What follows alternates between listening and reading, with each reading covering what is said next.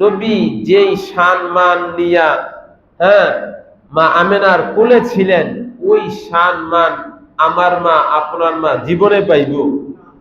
রাসূল পেটে আসছেন, তার আম্মা আমেনা ওজন এটা অনুধাবনই করেন না, এবং রাসূলের পেটে আসার পর থেকে মা জাতের যে কষ্ট হয় সেই কষ্ট তিনি অনুধাবন করেন নাই।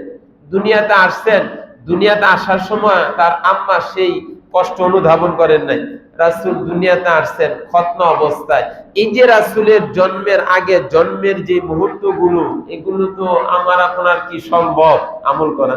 তাহলে আপনার আবার মার পেটে যাইতে হবে, আল্লাহর কাছে আবদার করতে হবে, ইয়ার আল্লাহ যে আমার মাকে ঠিক রাসূলের মার মতো এত বড় নিয়ামত দান করেন।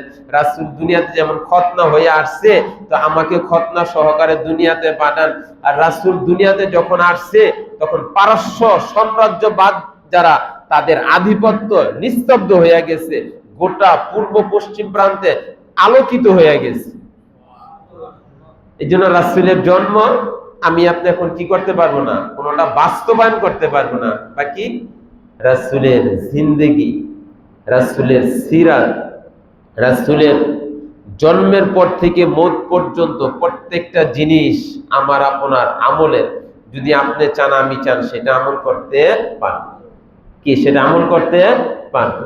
এই জন্য সহজে যে জিনিসটা আমরা যদি মাথায় বসাইতে পারি, আর বাঙালি জাতি তো হুজুগে মাতাল, তাই না?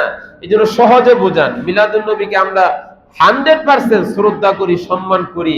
আমার রসুলের জন্ম, আমার রসুলের দুনিয়াতে আগমন, আমরা খুশি হব না তাহলে কে খুশি হবে? আমরা খুশি হব না তাহলে কে খুশি হবে, কে আনন্দিত হবে? কিছু রাসূলের জন্ম নিয়ে আমাদের কোনো আমলের বিষয় নয়। আসেন রাসূলের সিরাত নিয়ে আমাদের কি আছে, আলোচনা আছে।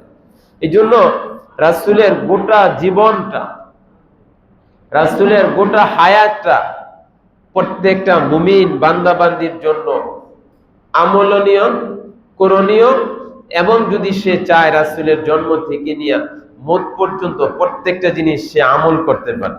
এই জন্য রাসূলের হায়াতকে ফলো করে বলা হয় যে ইসলাম পূর্ণাঙ্গ জীবন বিধান নাম।